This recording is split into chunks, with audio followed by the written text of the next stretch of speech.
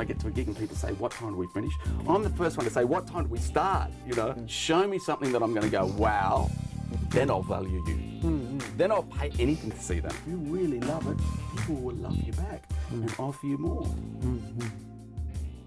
In partnership with Australian Institute of Music and Hunting with Pixels. Well, let's talk about change, you know.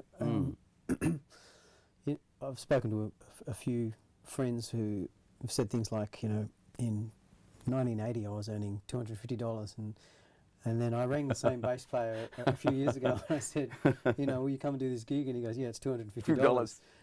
You know, the decline of the music industry in economic terms, anyway, is sort of taken a bit of a nosedive. What do you think? What's my take on it? Yeah, how can we as a community perhaps even turn it around? I think it becomes a personal journey now.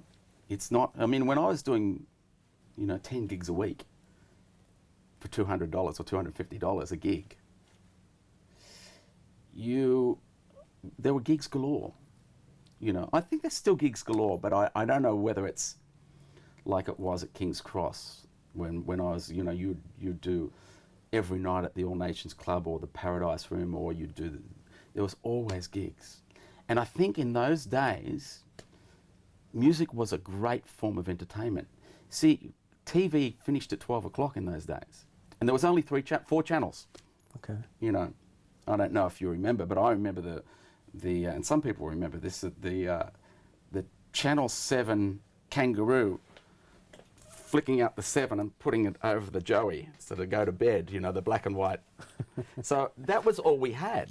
Right. That's all we had for entertainment. For everyone to now, I can stay entertained on that all night. Right. You know what I mean? Yeah. So music has just become another form of entertainment, and I don't think it's that special. It is to you and it is to me. But to kids, it's not. Right. It's just another form of entertainment. And this is instant. I don't have to go out, get dressed, spend money, all that sort of, this is instant. So I think that where we're at today is, like yourself, we have to put on our own gigs. Okay? And that's where I make most of my money. I put on an event. If I do the Brass Monkey or I do the Basement or anywhere else, or the Lizottes, all those things, you get the band together, you get the process together, you do your songs, you make sure it's all rehearsed up, you invite people, you do the Facebooking, you do the Twittering, you do the posters, you do the newspapers, whatever it takes. And that way you can make a good lot of money, you know, rather than just rolling up to a gig and asking to be paid from the publican. Trust me, they're not making enough money. If I was a publican and I had the opportunity, I had the option of getting a band to play in the corner or poker machines, I'd go poker machines any day. Right. Really. Yeah. They're going to make me more money. Yeah. Yeah, and this is why I say it's more of a personal thing now. Like, if you're going to go and do a gig, make sure your gear's great, make sure you're presentable, make sure you've changed your strings, and make sure you're doing a bloody great job. Yeah. So I think that it's the event that you create. You got to remember, I mean, we do this because we love it. It's not about the money, you know. The funny thing is that when you have so much passion with what you do, that the money just comes anyway. As I say, I'm not a hippie and I'm not religious, but I do believe that what you focus on expands. So if I focus on, couldn't be bothered lugging the quad box in, I might just take the 112. Couldn't be bothered dressing up. What time do we finish? You know, that's a classic. People, when I get to a gig and people say, what time do we finish? I'm the first one to say, what time do we start? You know, and I get through 3 gigs, three sets, and I want to keep going. So I think that once you have that passion and you love it so much, that more work comes your way because people like that about you. You know, I mean, you know, man, I'm human too. You know, I get tired, and my problem is that I love it so much. I take on too much. I only had 4 hours sleep last night. So, but it's it's all about the love and it's all about the passion. If you really love it, people will love you back and offer you more. And I think that putting on gigs now, it's changed. You don't expect to go get the call, you know. And even if you're doing weddings, there's always music at weddings. But even if you're doing music at weddings, man, have a great wedding band. Dress up fantastic. Be on time. Know the songs. All that shit. So sort of just taking ownership and from the get-go. Yeah. Even instead of sort of waiting with open hands. Yeah, it's not like that anymore. Yeah. At least as far as I know, it's not like that anymore. Yeah. You know, it's become a little easier for me because I can slot into anywhere and play. But you know, I had to learn your stuff, and that was not easy. But you did it well. But I did it. I made sure I learnt it properly. You know. But that's complicated stuff, man. But see, I do it because I love it, not for the money, you know. And I think because of that focusing on what you focus on expands. If I focus on I love doing this, you get better gigs, and you get better stuff. If you focus on my life's shit and I deserve better, and I should be playing at the entertainment centre, not at this wedding reception, and what time do we get? You know, when's food? And that's what you get more. Yeah. I can vouch for it's infectious. Like, we've done a lot of early morning TV, and no matter how late the night's been before, at 5 a.m. in the morning, you're happy to be there. Yeah, got to do it. I love it. It's I would, you know, as I used to say to you, I would give up any hours of sleep. I'd do no hours sleep just to play music. Yeah. And I think this came from, well, early 80s, because I busted to get in. You know, I would do anything. I remember going and seeing Rick Price's band. And I went and saw him, and I went, wow, this is the band I want to play in. And I went there the following week and took note of all the songs and went to the music shop the next day and bought all the songs, all the albums. Went home, learnt them, and then spoke to Ricky and said, can I get up and jam with your band? He said, sure. Which song? And I said, doesn't matter, I know them all, you know. And eventually ended up playing with Rick. Yeah. I think also I did a gig once at the basement, the early basement, where it was the right stuff. And they were a big band, you know, with horns and all that, 4 singers. And Phil Scorgiu said to me, are you available on Saturday night? And this is Thursday.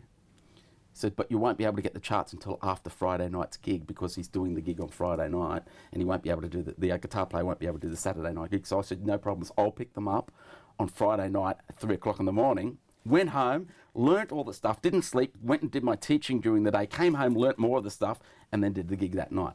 So again, it's about I love doing it. I don't care what it takes. I want the experience. You know, I had a gig for I was producing a young artist. And I had a young guy that I thought would be great for the gig. Mate, I hear you pretty good. I've got 5 songs. They are charted out. It only pays $100 and there's a rehearsal. Would you like to do the gig? Oh, it only pays $100. I said, see you later. Thanks anyway. Right. And I'll never call him again. Because if that's his attitude, you know, Whereas, I mean, because I'm too old to do those sort of young girly gigs, you know. I don't look right on it. So I, you know, you've got to have that attitude of whatever, man, I'll do it. I don't care. I don't care. Let's tie that in, though. I mean, that's an interesting area, an area that I like to explore. If we're trying to add value to what we do, say, as music makers, and even, you know, session musicians or whatever, how do we make that change as to what it's worth, and with who? Do we make it amongst ourselves, like, or do we? Is it the public perception we need to increase the value of it? So, I guess my question is: someone calls you, or you're calling someone. If they're saying no because they want the money to be more, does it depend on why they're saying no? Or no, it's a hard one, that one. Do you understand where I'm going? Yeah, it's a hard one. It's a really hard one. I think you have to have ultimate respect for yourself And I think you also have to have some compassion, whereby you say, I understand you're not going to make much money out of this, so I'll look after you. Sure. Because that's goodwill. Yeah, right. But when you've got major labels saying, this is all we're going to pay you, I usually go, that's fine, thanks very much, I'll see you later. Because it's not going to do me any good. You're not going to do me any favours. I don't really need the exposure.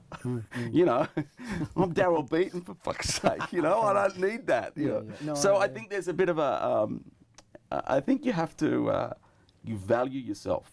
Right. You value yourself, and what you put, you know, as I say, I still do lots of things for free. I'm going to do a lot of charity work now. Most of my work is charity work. But, So it's about just each case is different, case by case. See what the motivation is, who the call is from, or all that kind of stuff. Yeah, I think so. Okay. I think so, but also I still think that you've got to value yourself. I mean, you know, I have a set fee for everything for my sessions. This is my set fee. You want me? That's it. Because if I do it for this person at this fee and then less for this one, you know, If they talk, you're in they trouble. talk. I'm in trouble. Yeah. So this is what I charge. Yeah. They know that they're going to get the quality. Yep. And both of them know what they're going to get. If somebody new rings up and says, look, we don't have much money, I go, well, look, I'm happy to do a discount for you, you know, but this is what I'll do for you, you know. So I kind of, case by case. I think so. To make the public more aware of and value what we do, I don't know if that's going to happen by just charging more or making people realise. I think you've got to step up. You know, any of these young guys in this place here, don't just roll up looking like shit. Make sure you know, when you do a gig, blow me out. Yeah. You know, so many times, I swear, I used to go to the singer-songwriter nights to pick up, you know, see what was out there. And I'd hear, so I'm going to do it. Go on, man. Dung dung ga dung ga dung gung gung gung gung ga dung ga dung gung gung gung ga dung ga dung gung gung gung gung ga dung ga da da da dun dung gung ga gung ga dung gung gung gung ga dung ga gung gung gung gung ga dung ga. And then the vocals start. It's like, I'm over it. I'm over it. Demos people send to me. Dung dung ga dung. You know, Right. I want to hear that. Yeah. If you want to blow me out, show me something that I'm going to go, wow, that's what you need to do. Then I'll value you. Then I'll pay anything to see that, Yeah, right. you know. I like that perspective.